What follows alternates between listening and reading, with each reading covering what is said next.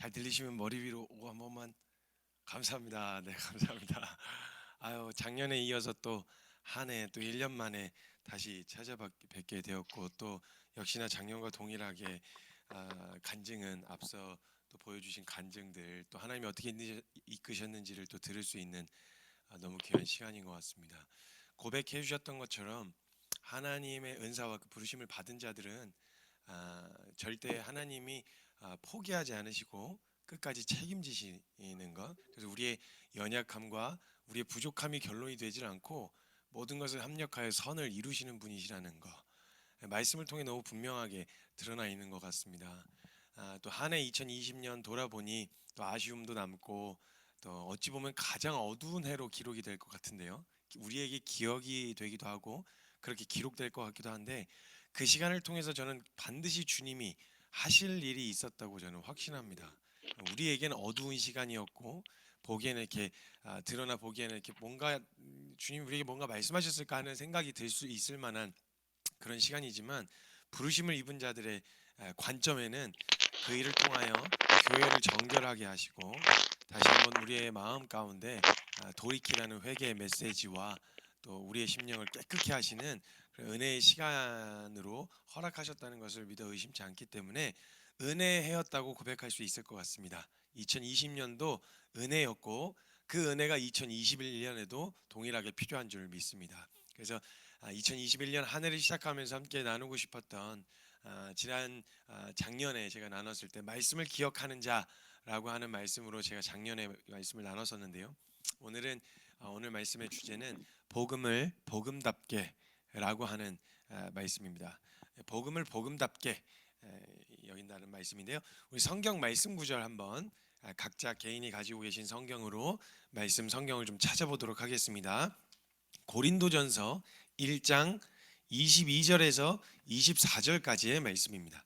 고린도전서 1장 22절로 24절의 말씀입니다. 고린도전서 1장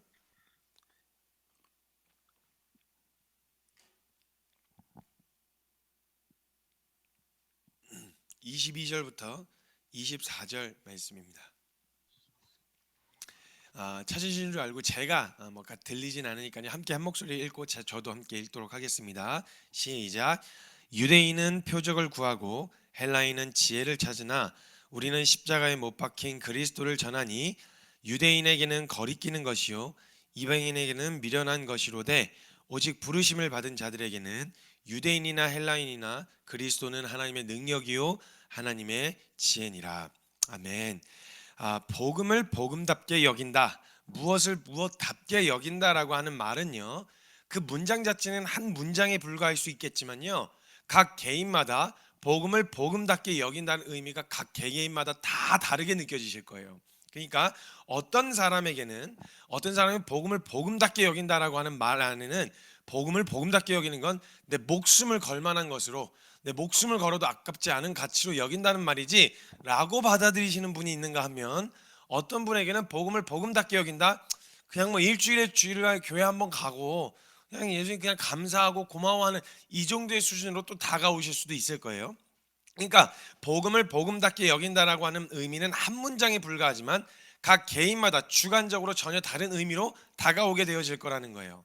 어떤 가치라고 하는 것은요, 각 개인이 그 가치에다가 얼마만큼의 의미를 부여하느냐에 따라서 개인마다 전혀 다른 의미로 전달이 됩니다. 그러니까 어떤 사람에게는 종이 쪼가리 하나이겠지만 어떤 사람에게는 그걸 소중하게 보관하고 싶은 가치가 있는 물건이 되어지듯이, 어떤 물건이나 어떤 대상의 가치는 내가 그 가치에 대해서, 그 대상에 대해서 얼마만큼의 의미를 부여하고 가치를 부여하느냐에 따라서 내 자신에게는 전혀 다른 의미로 다가온다라는 거예요.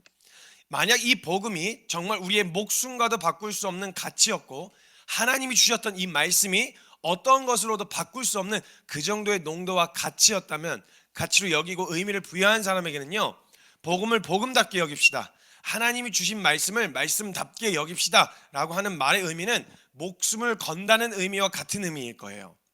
근데 복음이 고맙긴 하고 감사하긴 한데, 목숨을 걸 만큼까지는, 내 시간과 열정과 에너지를 투자할 만큼까지는 아니었던 그런 사람이 있다면 만약 그 사람에게 복음을 복음답게 여긴다는 의미는 딱 그 정도의 의미로 다가올 겁니다. 끊기네요. 끊어졌습니다. 네. 네. 되어 있나요? 네, 감사합니다. 제가 지금 확인하고 있는 모니터에서 화면이 끊겨가지고 다 끊긴 줄 알고 깜짝 놀랐습니다. 죄송합니다. 그런 의미로 다가갈 겁니다. 그럼 만약에 제가 묻고 싶은 것은 저와 여러분에게 있어 복음을 복음답게 여긴다는 말의 의미는 어떤 의미로 다가오시나요? 복음을 복음답게 여긴다. 하나님의 말씀을 말씀답게 여긴다라고 하는 의미는 어떤 의미로 다가오시냐는 거예요.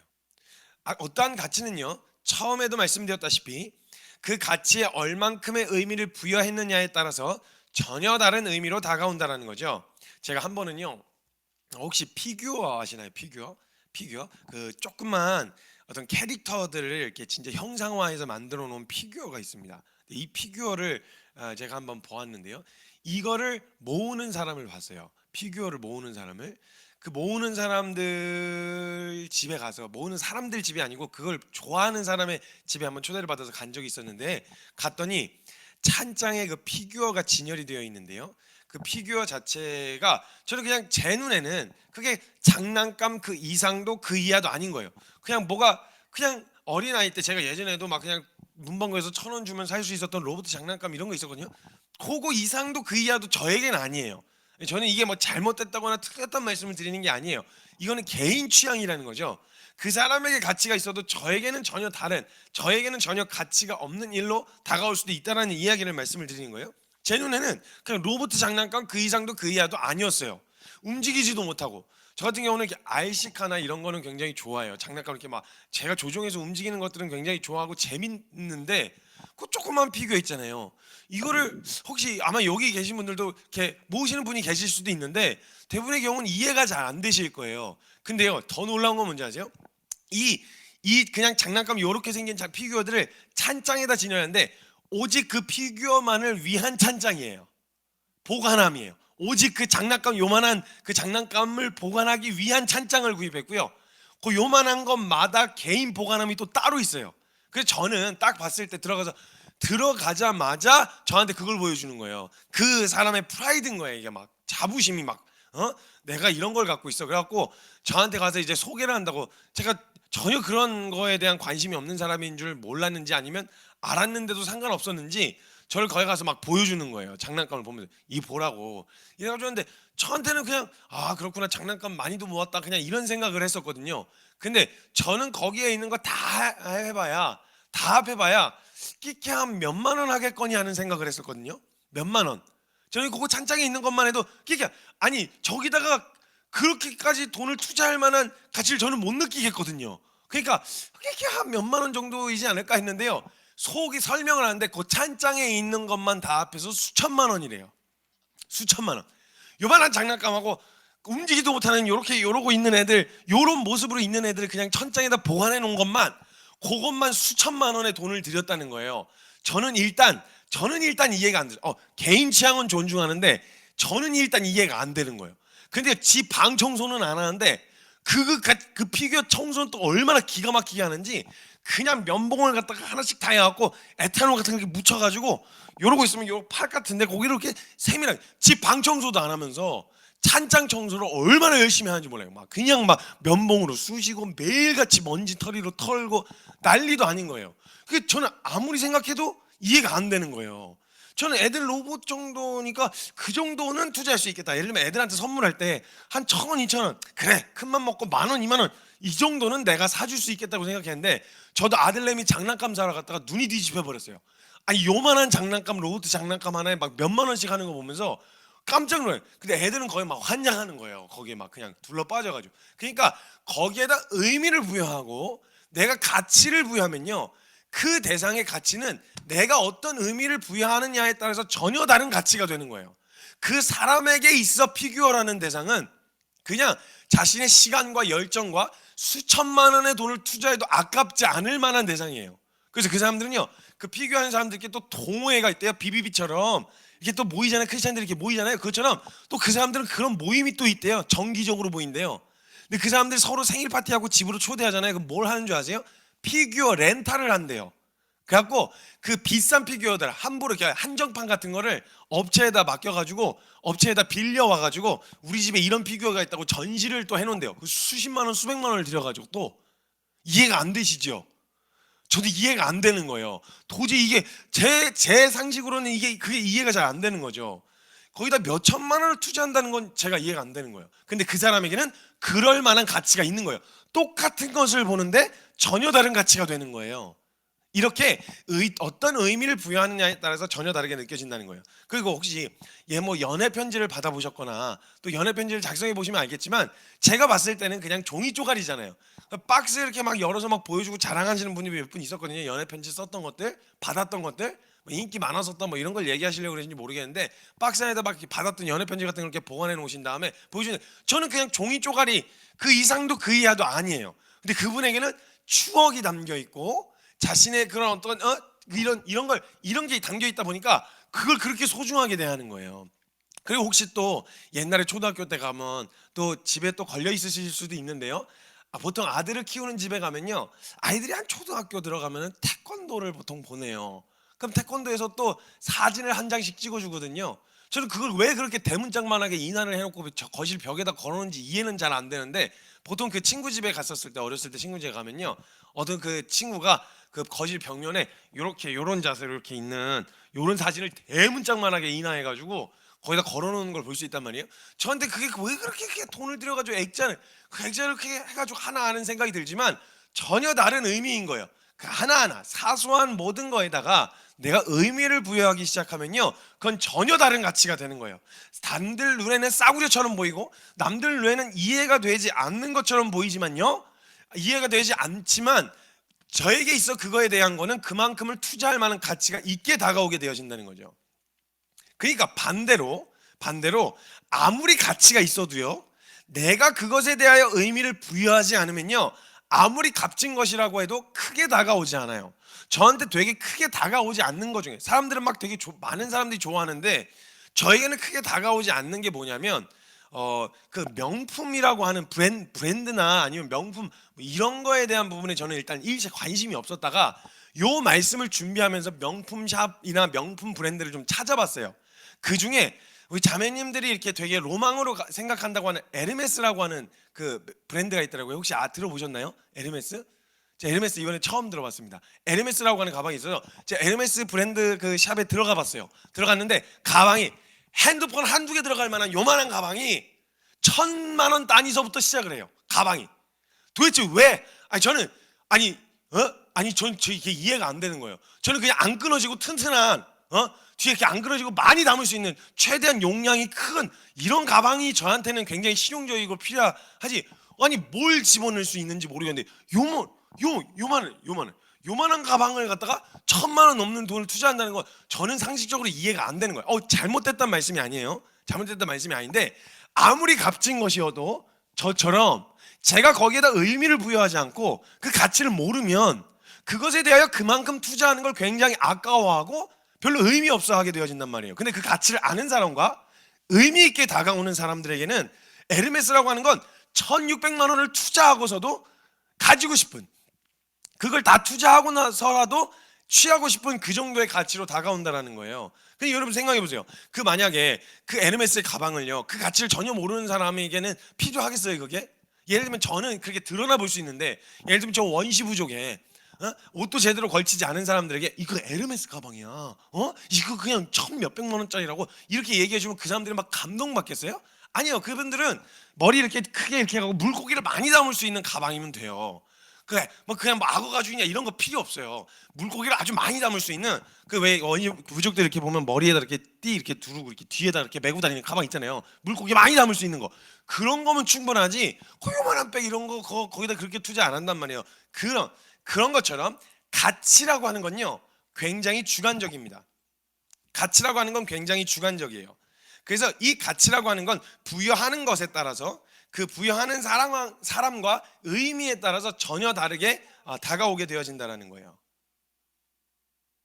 그래서 주님 마태복음 7장 6절에 말씀하셨는데요, 거룩한 것을 개에게 주지 말며 너희 진주를 돼지 앞에 던지지 말라. 그들이 그것을 발로 밟고 돌이켜 상하게 할까 함이라. 상하게 할까 염려하라. 가치를요, 가치대로 모르고 그 가치에 대한 의미를 부여하지 않으면요, 아무리 그렇게 의미를 부여하지 못하는 사람에게 주어봤자 아무리 좋은 것이라고 해도 그 사람에게는 전혀 의미가 없다는 거예요. 가치를 모르는 사람에게 진주를 던져줘봐야 진주의 의미를 모르는 사람은 그냥 그걸 가지고 노는 장난감 정도의 수준밖에 다가오지 않는다라는 거예요. 이것을 누구에게 강요하거나 억지로 야 이건 엄청 좋은 가치야, 그러니까 이 가치를 가치답게 여겨, 이렇게 아무리 말을 한다고 되는 일이 아니라는 거예요. 왜냐면 그 사람이 의미를 부여해야 되니까요. 그럼 아마 제가 여기까지 이야기하면 이렇게 이해하실 수도 있어요. 거봐, 가치라고 하는 건 주관적인 거잖아. 그러니까 이걸 성경이나 기독교에서 말하는 가치를 세상 사람들에게, 잘 모르는 불신자들에게 그렇게 억지로 듣게 하고 막 강요해서는 안 돼. 저는 이런 얘기를 하는 게 아닙니다. 물론 가치는 지극히 주관적인 게 맞아요. 그래서 누군가에게 의미는 있을 수 있겠지만 누군가에게 전혀 의미가 없을 수 있는, 그렇게 가치는 지극히 주관적인 게 맞지만 저는 그 기독교에 대해서 그런 식으로 얘기하면 안 되고 너무 독선적으로, 너무 극단적으로, 무모하게 사람들이 기독교의 가치를 받아들여야 한다고 그렇게 강조하지 말라, 이런 이야기를 드리는 게 아니에요. 저는 지금 예를 들면 에르메스라고 하는 명품 가방이 있죠. 근데 그 브랜드를 이번에 최근에 처음 알게 되어졌는데, 아무리 저에게 그 가방이 가치가 없다고 하더라도요, 제게 가치가 없다고 가격이 내려가진 않아요. 그렇죠? 제가 저는 꼭 한 비닐봉지 같은 그냥 한 100만 원, 한 100만 원 정도면 살고 있을 건데 무슨 그걸 1,600만 원, 저한테 100만 원이 줘요 이렇게 달라고 해도 저한테 제가 가치가 없다고 해서 그걸 저한테 100만 원에 넘기지 않아요. 제가 만약에 그 가치를 몰라도 그 가방을 취하려면 정당한 값을 1,000만 원이 넘는 돈을 지불해야 되는 것처럼, 기독교의 가치, 우리가 추구하는 가치를 누군가에게 전할 때 그 사람들에겐 가치가 없다고 해서 이걸 싸구려로 팔아먹진 않아요. 그 가치다운 결정과 결단으로 말씀 앞에 나올 수 있도록 그 분명한 기준을 정해야죠. 기억하셔야 되는 건요, 교회의 문턱은 낮을 수 있습니다. 누구나 들어올 수 있어요. 그렇다고 해서 교회가 추구하는 가치를 양보하자는 말은 아니에요.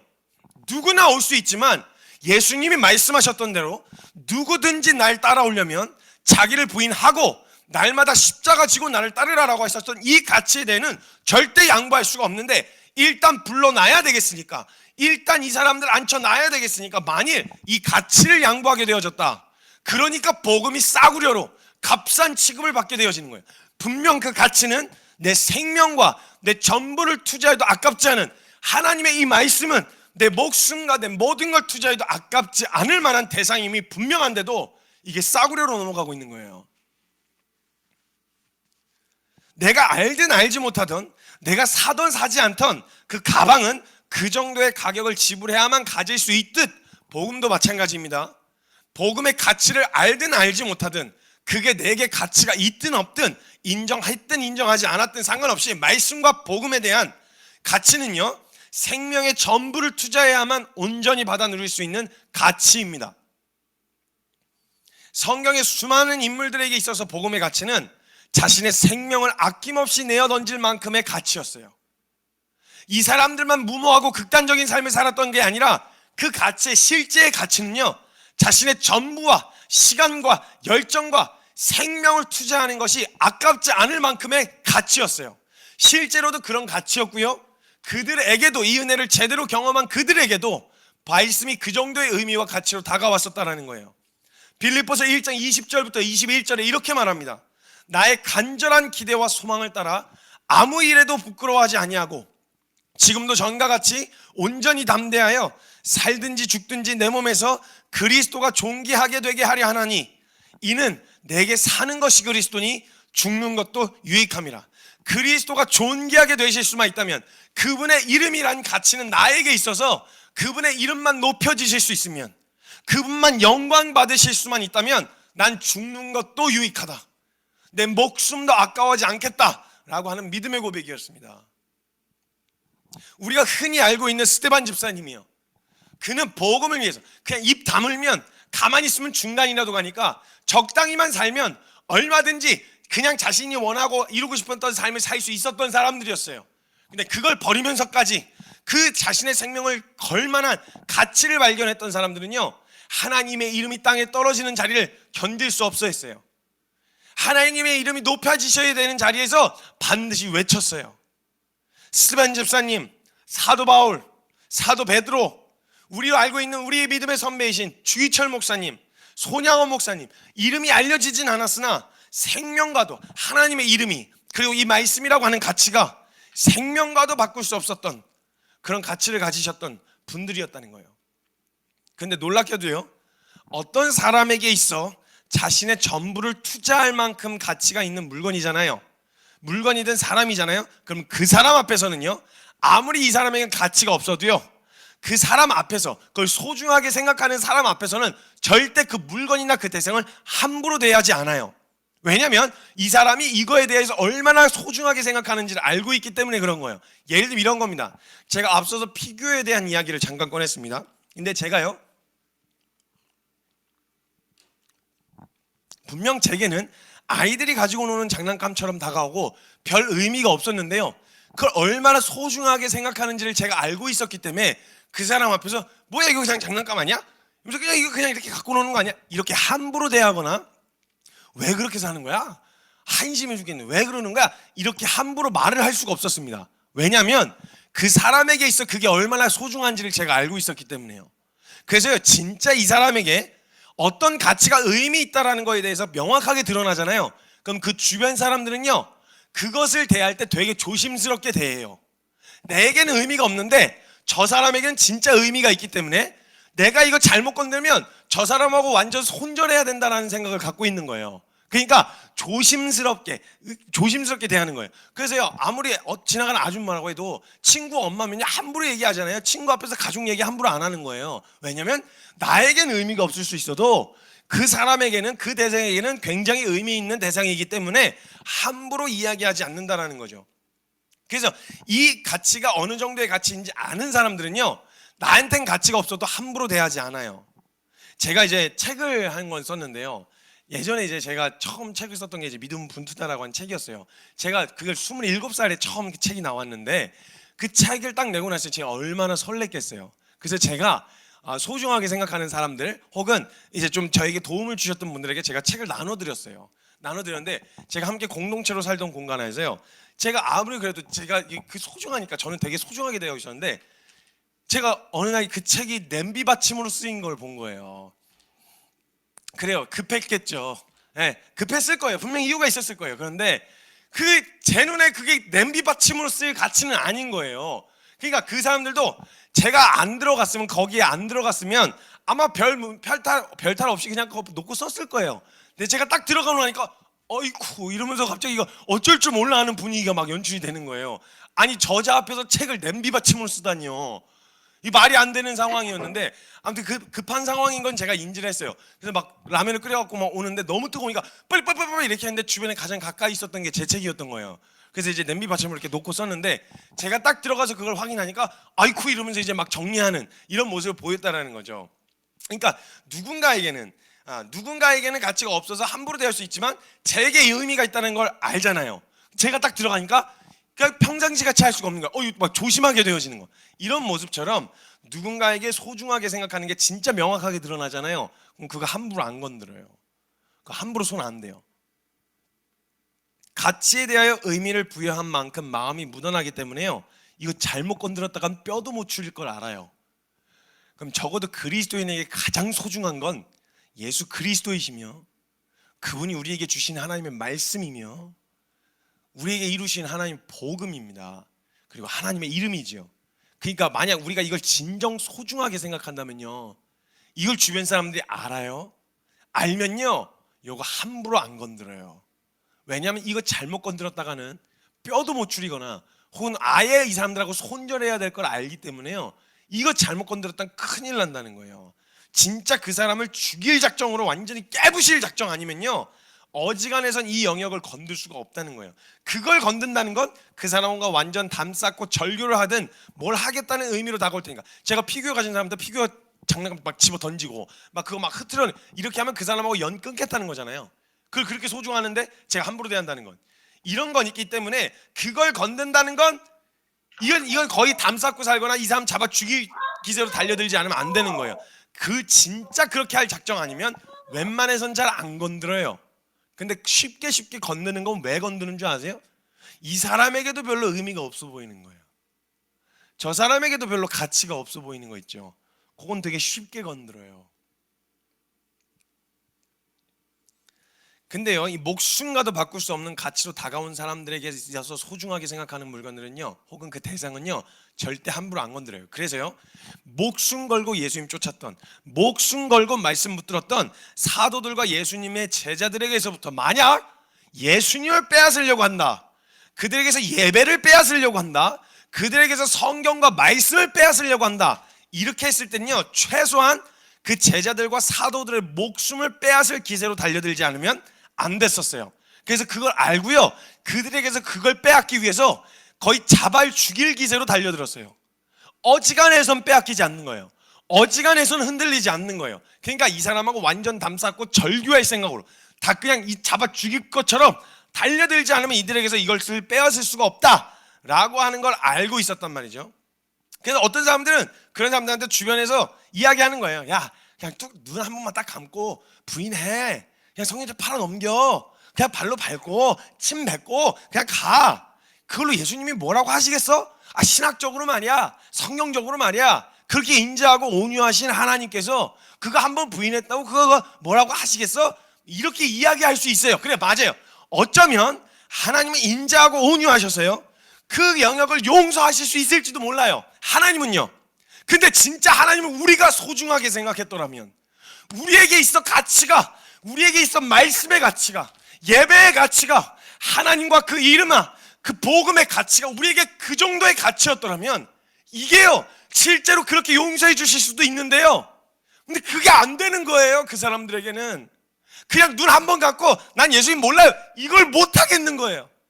예수 한 번만 부인하면 살려줄게 라고 이야기하는데도, 그래, 그게 실제로 그렇게 용서받을 수 있는 일일지 모를지라도 하나님을 사랑하는 사람들에게는, 말씀을 소중하게 생각했었던 사람들에게는 이걸 못 하겠는 거예요, 마음에.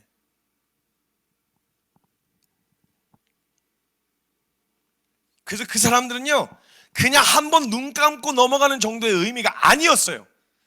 그래서 별것 아닌 일, 꼭 그렇게까지 해야 돼 라고 하는 그 일에도요, 목숨을 걸었단 말이에요.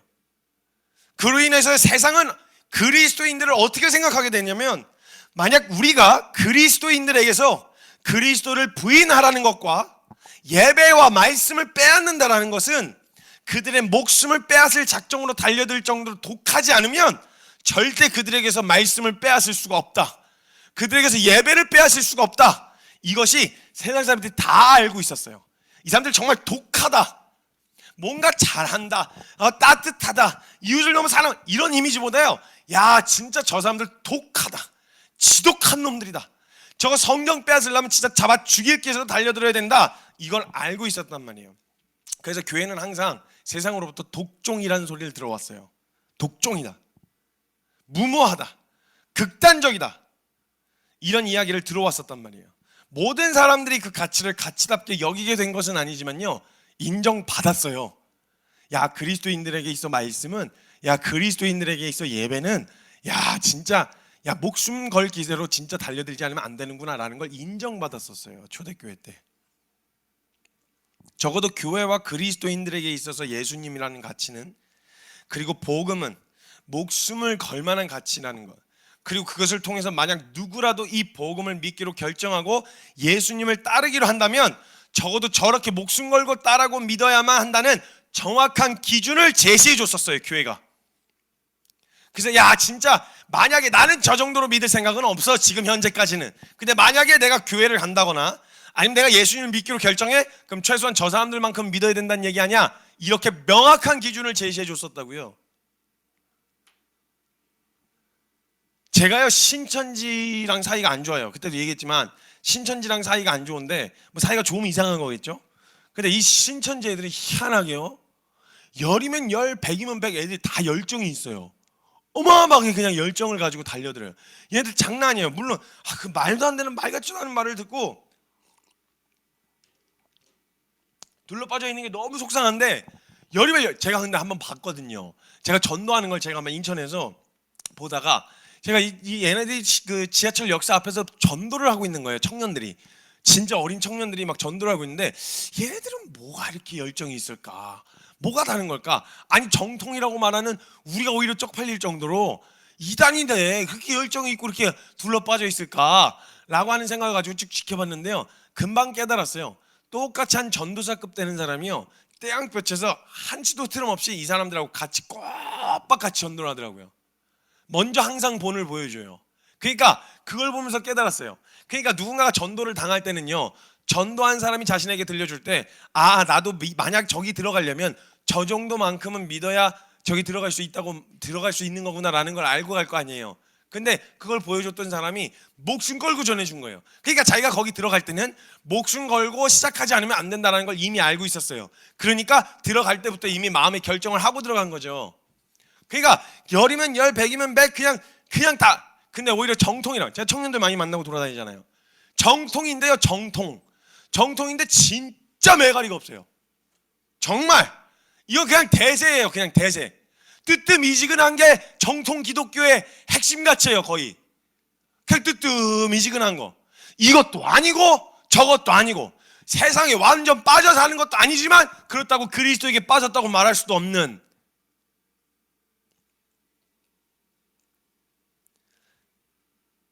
우리에게 있어 복음의 가치는 어떠하냐는 거예요.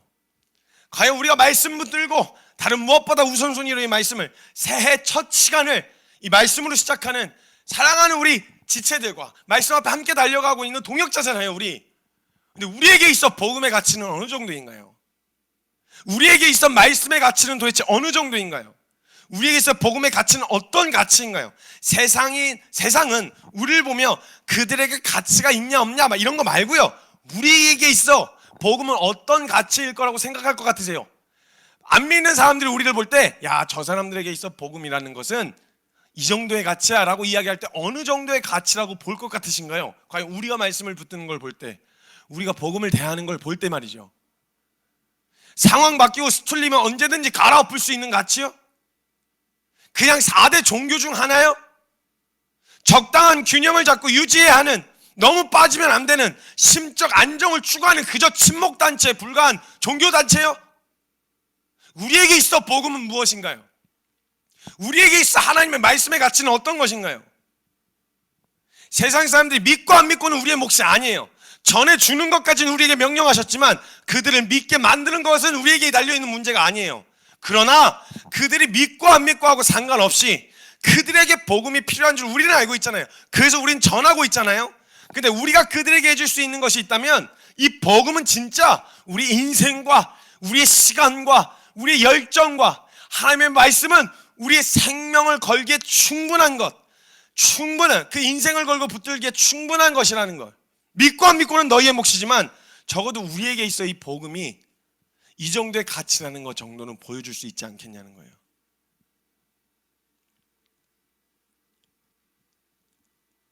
제가 사일런스라고 하는 영화를 한 편 본 적이 있습니다.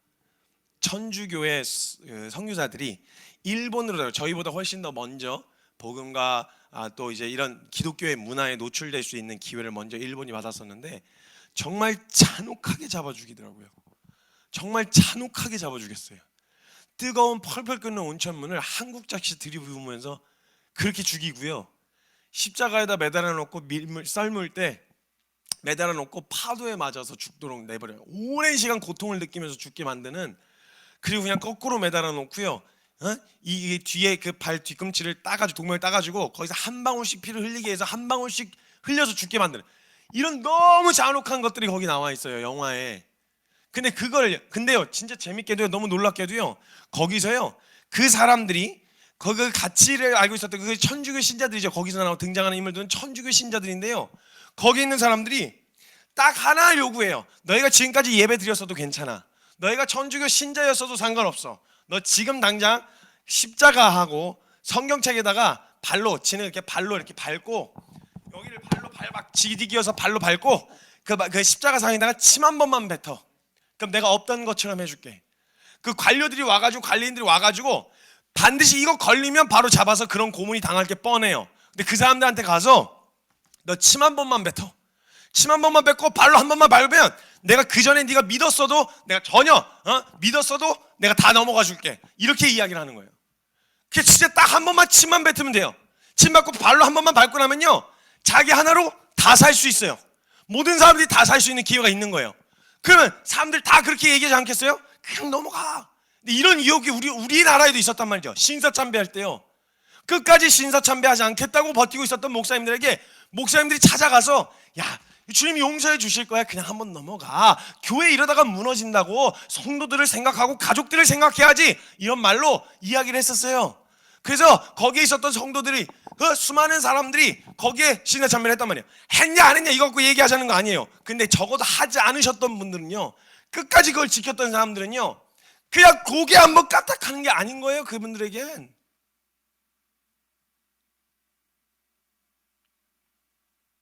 그냥 말이 뭐 십자가 석상에다 침 한 번 뱉는 정도의 수준이 아닌 거예요. 그분들에겐.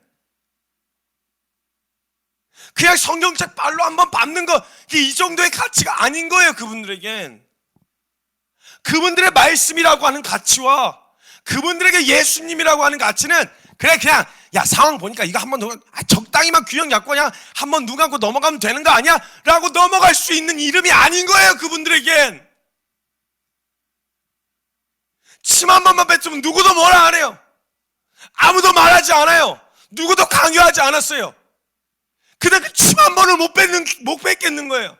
이거 한 번 그냥 툭 하고 뱉고 나면 앞으로의 인생이 편할 텐데, 내 가족들이 편하게 살 텐데, 그게 안 되는 거예요. 그분들에겐.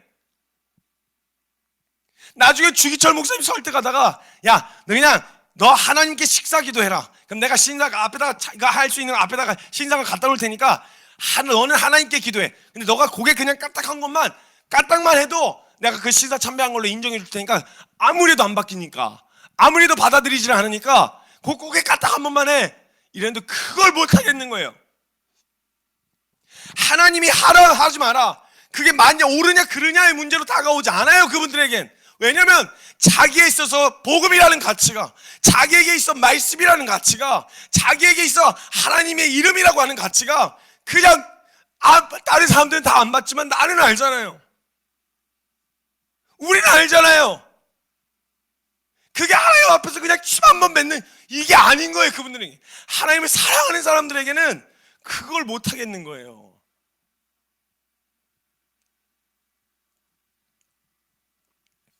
그리고 세상이 그걸 봤어요. 그래서 그렇게 순교하시더라고요. 일본에서도. 세상 믿지 않는 사람들이 믿고 안 믿고는 말씀드렸던 것과 같이 우리의 몫은 아니에요. 전해줄 뿐이죠. 그들이 그걸 가치답게 받아들이냐 마냐는 우리의 몫이 아니에요. 그런데 적어도 그 사람들이 우리가 전하는 그 복음을 들으면서, 우리가 복음을 어떻게 대하는지를 보면서, 야, 그래도 적어도 저 사람들에게 있어서의 복음이란 가치는 목숨을 걸 만한 가치이구나 라는 것 정도는 볼 수 있지 않았겠냐는 거예요. 만약 그것이 증명되었잖아요.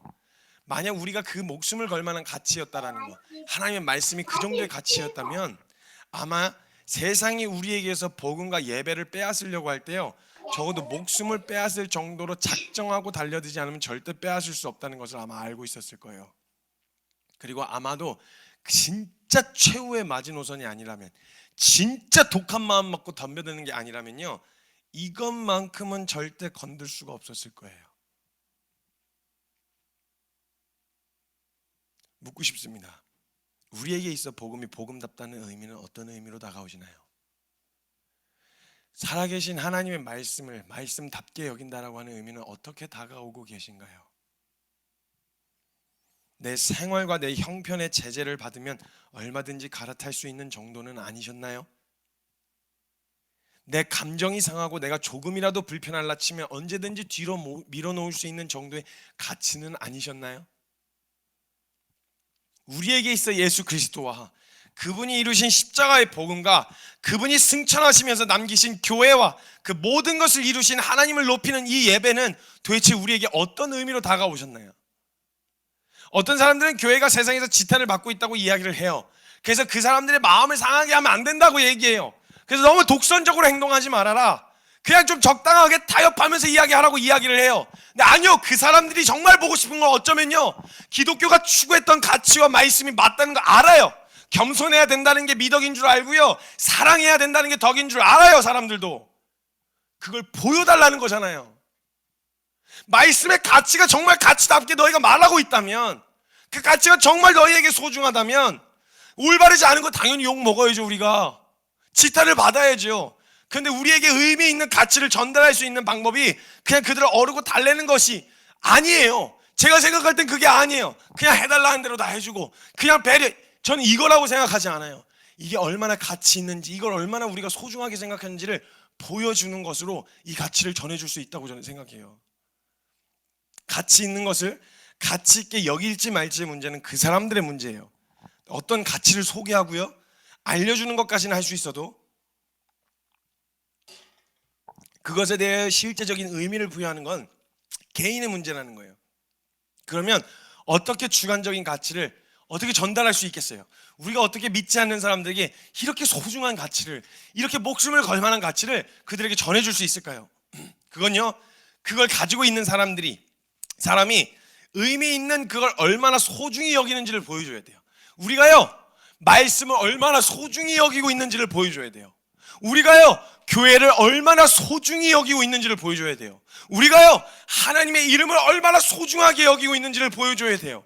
우리가요, 예배를 얼마나 소중하게 여기고 있는지를 보여줘야 돼요. 그러면 진짜 저 사람들에게 정말 소중한 거구나. 저걸 건들려고 하면, 진짜 저걸 건드리려고 어지간해서 절대 건드려서는 안 되겠다라는 것과, 내가 만약 저걸 받아들이려면 적어도 최소한 저 사람들만큼 믿어야 되는 거구나, 저렇게 행동해야 되는 걸 알고 시작할 수 있다는 거예요. 다시 한번 말씀드립니다.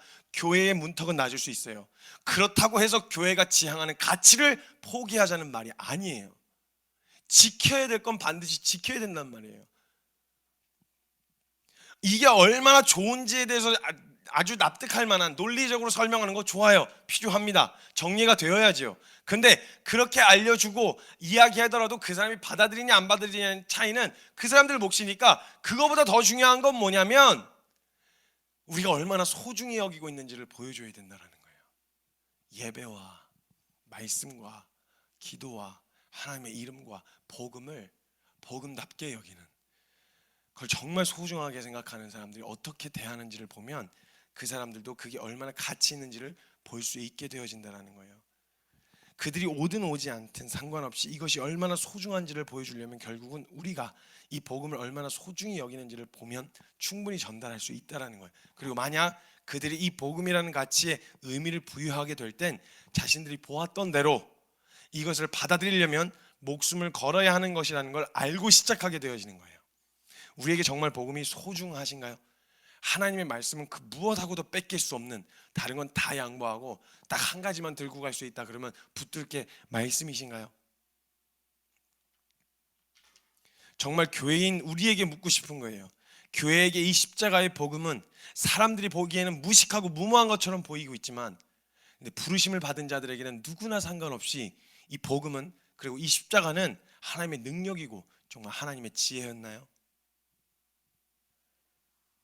그래서 이것을 붙들며 사는 삶이 가장 지혜로운 삶이며 가장 영광스러운 삶이었다는 거. 그냥 내가 크리스찬인 것을 숨기고 혹시라도 내가 드러나면 내가 혹시 불이익을 당하지는 않을까, 내가 혹시 이런 취급을 당하지는 않을까, 호구 취급을 당하지는 않을까, 이런 두려움 때문에 혹시라도 그런 삶임을 감추고 있지는 않으셨나요? 우리가 코로나 이전에 이것을 증명하지 못했다면요, 코로나 이후에라도 증명해야 할 것이 있어요.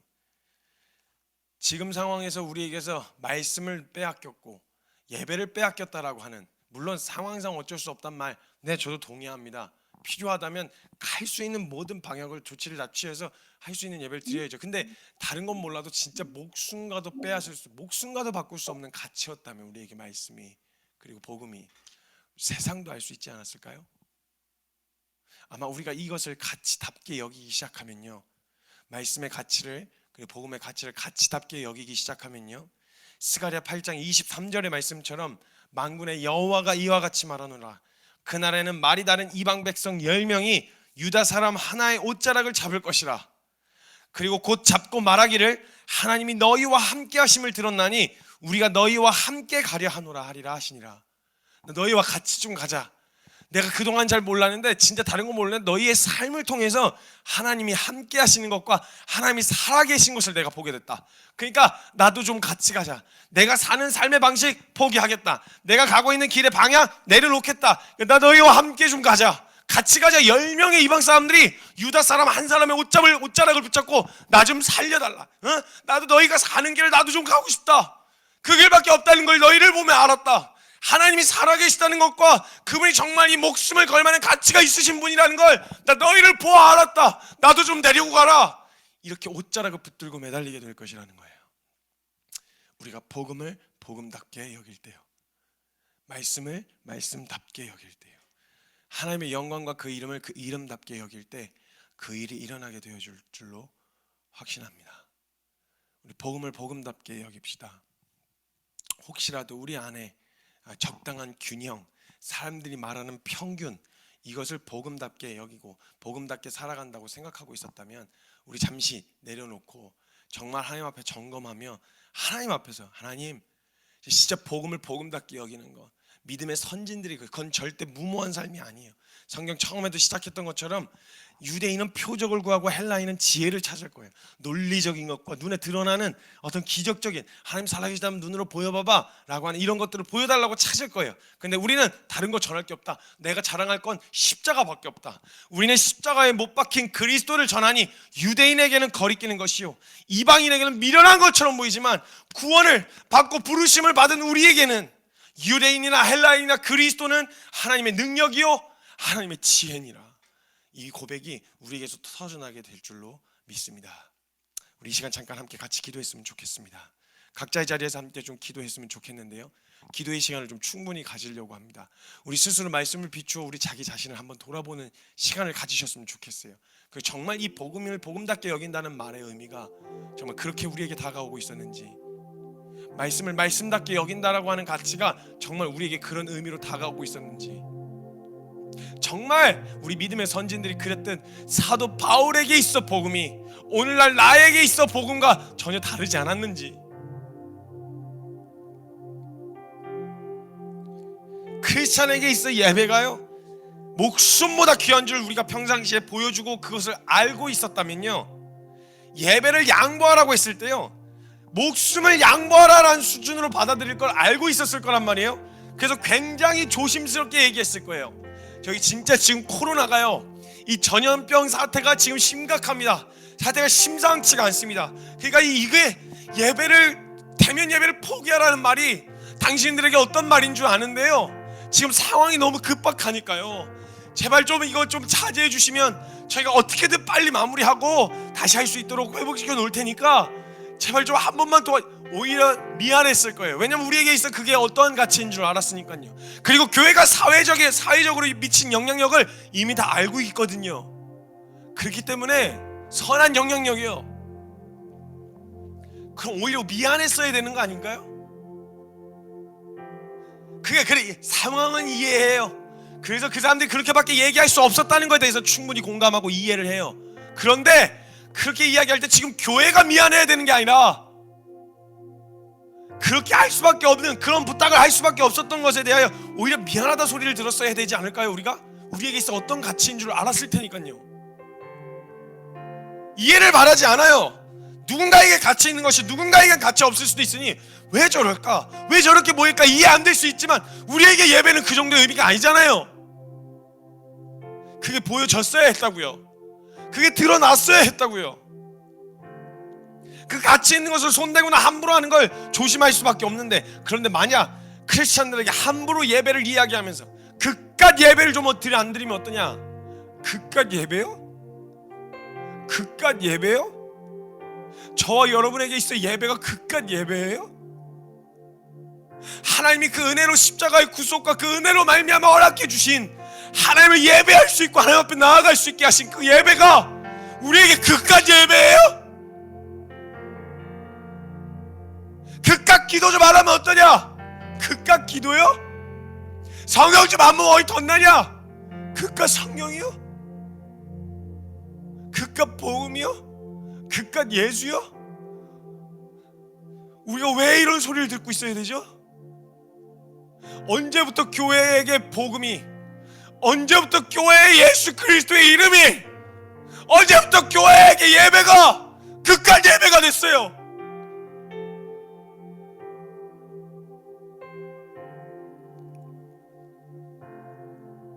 우리 정말 코로나 이전에 드리던 예배들을 통해서 세상이 예배에 대하여 함부로 대할 수 없을 만큼 전심이었던 게 세상에 보여졌을까요?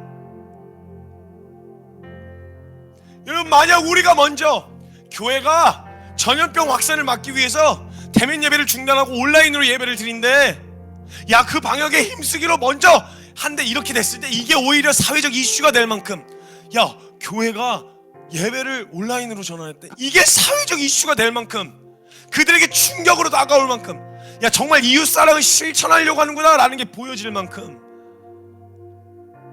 그렇게 다가오고 있었을까요? 그게 보여졌을까요? 우리에게 정말 예배가 생명이었나요? 우리가 말씀이 정말 목숨 걸 만한 가치였나요? 그냥 사람들이 얘기하는 거, 왜 이제 와서 목숨 거는 것 마냥 버티는 거야? 왜 이제 와서 그래 갑자기? 너네 수도 없이 예배 양보했었잖아. 새삼스럽게 왜 이래? 언제부터 너네가 그렇게 소중하게? 그러니까 사람들이 자꾸 정치적으로 보는 거예요. 아니에요, 이거 정치 때문에 그런 거 아니에요. 예배를 포기할 수 없는 가치여서 그랬던 거잖아요. 근데 이게 정치적으로 전락해버린 이유가 뭐예요? 평상시에는 왜 안 그랬어 그럼? 괜찮았을 때 너네 예배 계속 그렇게 양보했었잖아. 사람들 피곤하다고 시간 줄였었잖아. 그 왜 이제 와서 그래? 새삼스럽게, 그러니까 정치적으로 보이는 거예요. 아니에요, 이거 정치 때문에 그런 거 아니에요. 아니에요. 그리스도인에게 있어 예배는, 지하교회 송대들 멍청이에요? 바보 병신이에요? 그래서 거기 처박혀서 예배 드리지 말라 근데 거기 처박혀서 예배 드리는 거예요? 아니에요. 그들에게 있어 예배는요, 하나님 앞에 나아가는 시간은 목숨하고도 바꿀 수 없는 시간이에요.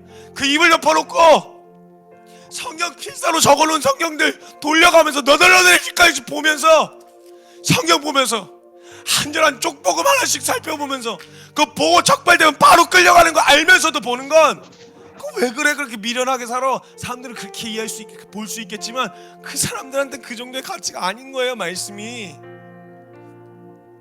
이거 보다가 걸려 죽어도 한번 그냥 통으로 성경 한번 다 볼 수 있었으면, 성경 말 찬송 한 구절 그냥 그 소리를 한번 불러봤으면.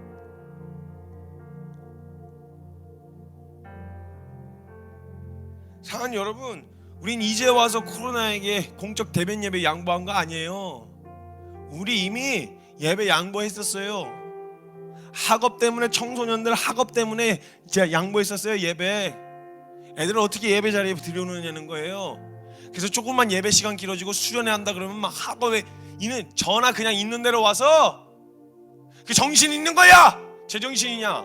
지금 때가 어느 때인데 난리도 아니었어요. 코로나 이전에도요 공적 대면 예배 양보했었어요. 학업에다 양보했었어요. 세상의 성공과 평판과 인정에 양보했었어요. 취업에, 결혼에, 상황에 수없이 예배 양보했었어요. 사람들 감정 상할까봐 예배 양보했었어요. 사람들 피곤하니까 시간 대폭 줄이자 그래서 40분 이상은 절대 하지 말라 그랬었어요. 새벽 기도도 사람들 피곤하다, 얼마나 요즘 사람이 힘든지 아냐? 안 힘들다 말씀드리는 거 아니에요. 그 이후로 이미 예배 양보했었어요. 그러니까 사람들 당황스러운 거예요. 왜 이제 와서 그래? 너네 왜 이제 와서 그래? 그 전에 얼마든지 양보할 수 있었잖아.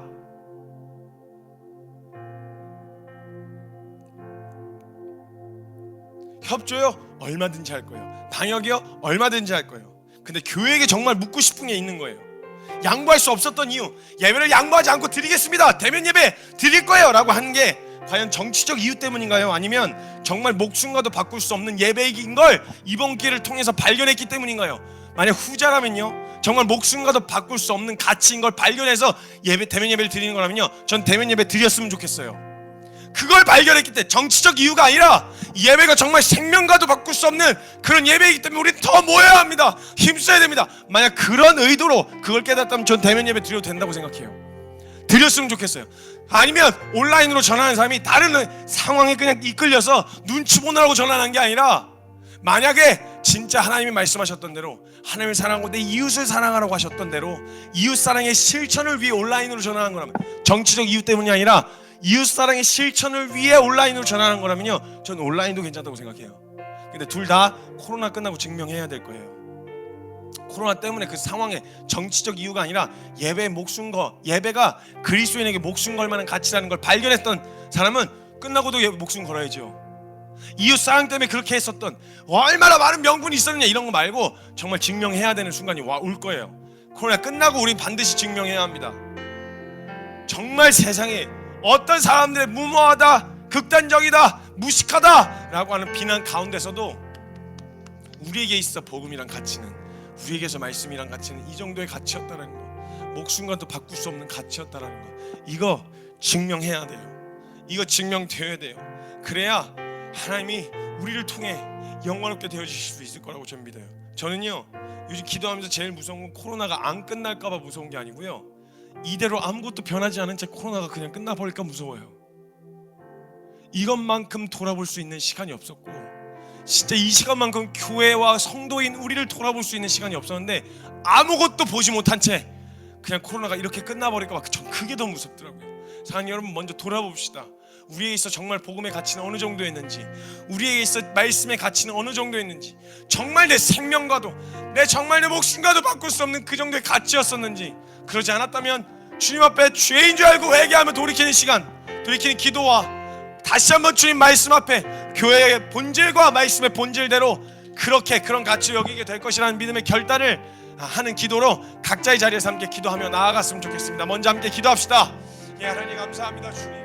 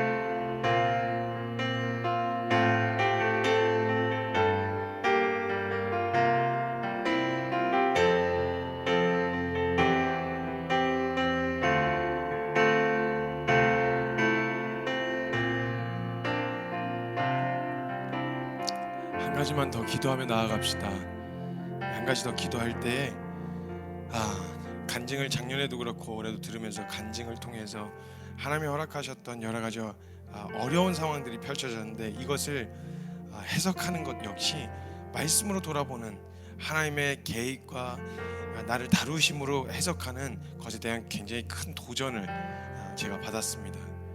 우리가 좀 이 시간을 함께 돌아볼 때 말씀을 붙들고 계시기 때문에 우리 그 말씀을 대하여 알고 계시고 또 오늘날 우리에게 하시는 말씀에 대해서 귀를 기울이고 계시는 분들이기 때문에 우리 지금 이 상황을 지나고 있는 이때 우리 교회에게 하시는 말씀이 무엇인지 좀 같이 물어주세요. 그리고 그 뜻을 알고 계시다면 하나님의 그 뜻대로 이루어지기를 함께 간구하는 시간이 되셨으면 좋겠어요. 코로나 자체에 감사할 수는 없겠지만 저는 한 가지 감사한 건 코로나를 통해서 하신 일에 대해서는 감사해요. 교회가 정말 이 본질에 다시 한번 집중할 수 있게 하셨어요. 성도인 우리의 신앙을 점검할 수 있도록 하셨어요. 진짜 우리가 추구하고 지향하고 있었던 것이 무엇인지 돌아볼 수 있게 해주셨어요. 코로나 자체는 감사하진 않지만 코로나를 통해 하신 일은 감사해요. 우리 각자 함께 말씀을 붙들고 나아가고 있잖아요.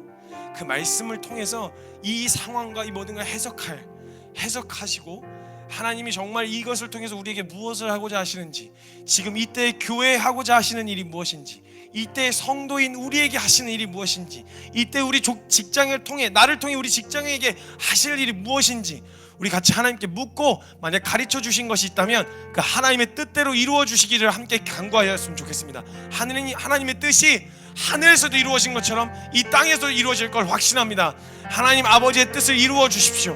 허락하신 모든 상황을 통해서 교회를 교회되게 하시고 성도를 성도되게 하시고 하나님의 나라로 굳건히 세워달라는 우리 각자의 간구를 가지고 다시 한번 함께 기도하며 나아갔으면 좋겠습니다. 기도합시다. 하나님 감사합니다. 주님.